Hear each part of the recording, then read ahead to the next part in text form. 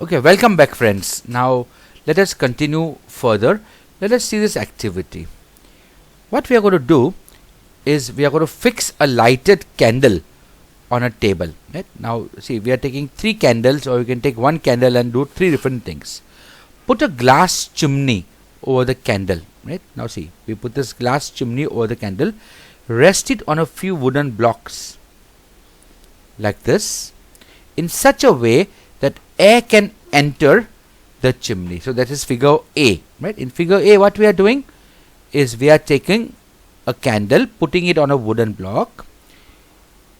Then we are putting 2 pieces of wood, and we are putting a chimney on top of it. So now this part is open. This part is open. Air can enter from the bottom. Now let's observe what happens to the flame. Look at this flame. Beautiful, nice flame coming out. Very little smoke coming out. Now remove the blocks. Right? See, remove the blocks. Look at figure B now. Right? The candle is open, the chimney is open from the top, but we remove the block, so now no air can enter from the bottom. Again we observe the flame, and look at this flame. A dirty little flame. It is burning, but the flame is dirty. There's smoke coming out. Right? It's a dirty flame. You can see the black smoke coming out from this. And number 3 now. Now what we do? We cover in this third spot. Now we cover the flame, cover the chimney. Right? So we put a glass plate over the chimney, so that now air cannot enter either from the top or from the bottom. And watch the flame again.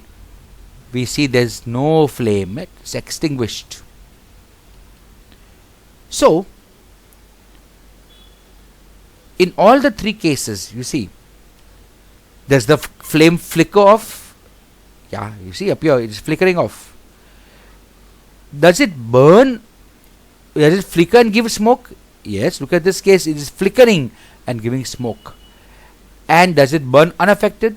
In this case, you see, it is burning unaffected. So we can infer from this about the role which is played by air in the process of burning. We find that for combustion to take place, air is necessary. Right? So the prerequisite, the condition, first condition for combustion to take place is the presence of air should be there. Right? That is our first condition. So the candle burns freely in case A, when air can enter the chimney from below. In case B, the air does not enter the chimney from below, so the flame flickers and produces smoke because of lack of oxygen. There's less oxygen, less air. And in case C, the flame goes off because the air is not available at all. So, right, we can infer that air is necessary for combustion. Now the boy asked, okay, we have read that sun produces its own heat and light. So is it because of combustion? Is the sun burning? So the answer is no. In the sun, heat and light are produced by nuclear reactions. This nuclear reaction is called nuclear fusion reaction. It's the sun, all the stars, right, all the luminous objects which are burning in space. The heat and light produced by them are because of nuclear fusion reactions. Okay, guys. Now let's do another activity. Place a piece of burning wood or charcoal on an iron plate or tawa. Right? So we are taking a piece of burning wood. We are putting it on a tawa or an iron plate. Then cover it with a glass jar or a tumbler or a transparent plastic jar, and observe what happens. Does the charcoal stop burning after some time? Right? Or does it continue burning? It will stop burning, right? And what is the reason? Why does it do that? Because oxygen, or we can say air, right? Air is no longer available. Air is no longer available. So because of the cutting off of the air, when we covered it out with a piece of a plastic jar, the supply of air stopped. In like this case of the third candle. See, in this case also the candle went off. Why did it go off? Because we cut the supply of air to the candle. Air from the bottom stopped. So you can see the flame started flickering. Why? Because see, why you'll ask me, okay sir, air can enter from the top. The top is open.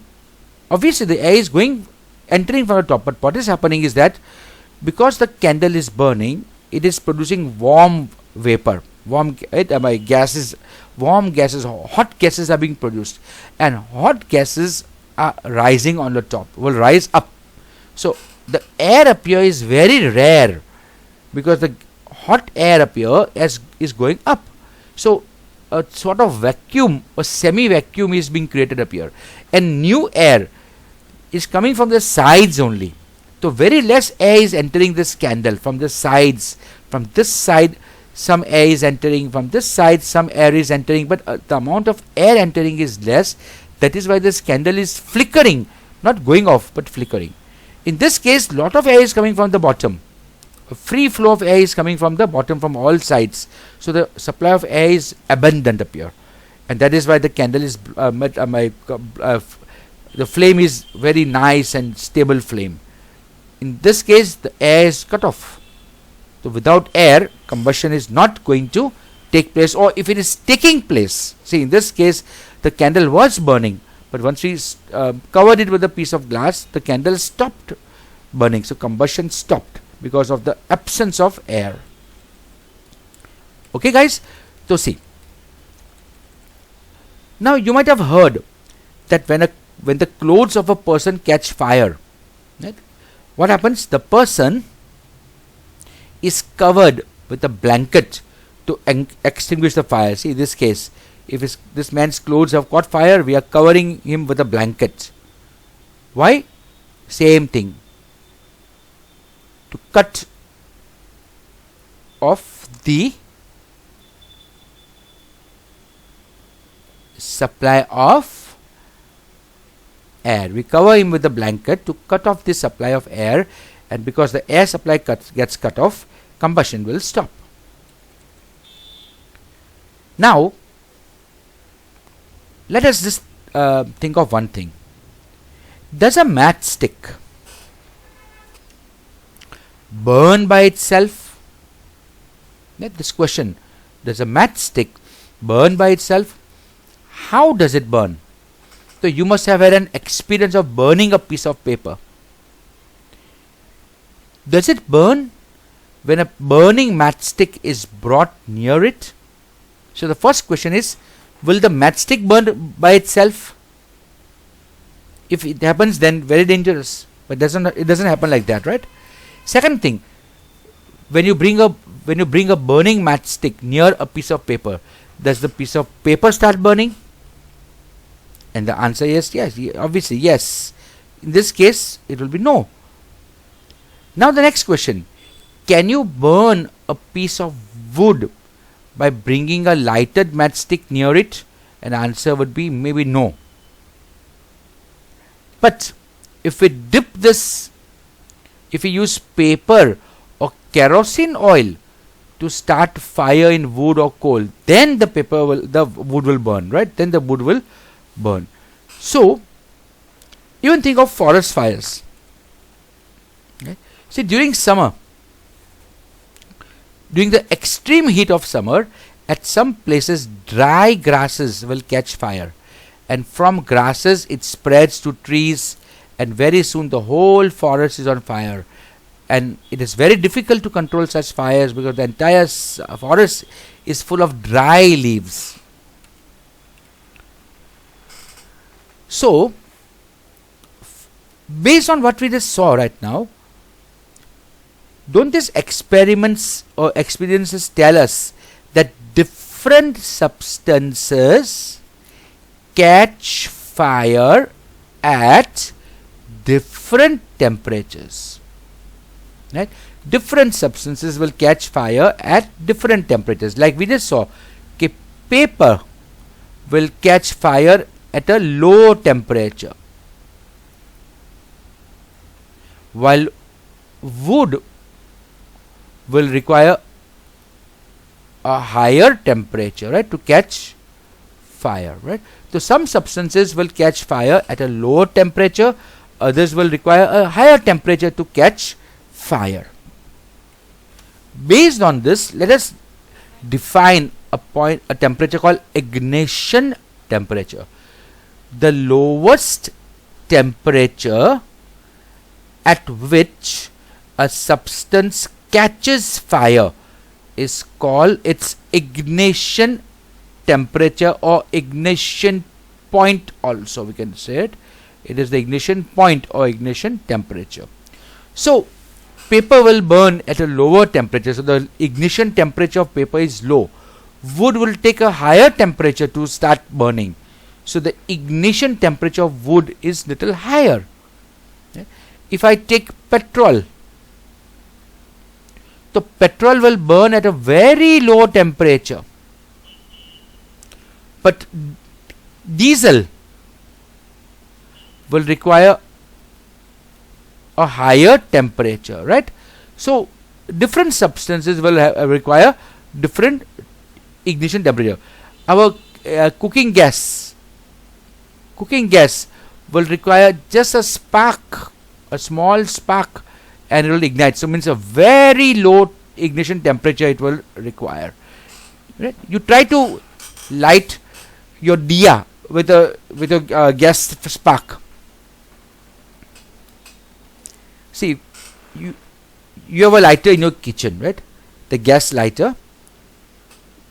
Take it to the gas stove and press the lighter, and the gas stove will switch on. Immediately it will start burning. The gas will start burning.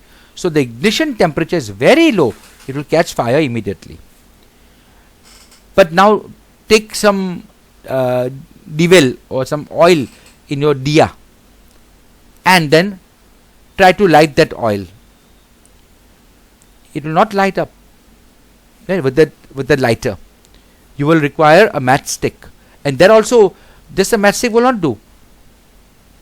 First we'll take cotton wool, right? We'll take cotton wool. We'll prepare a nick from it, right? A pointed nick from it.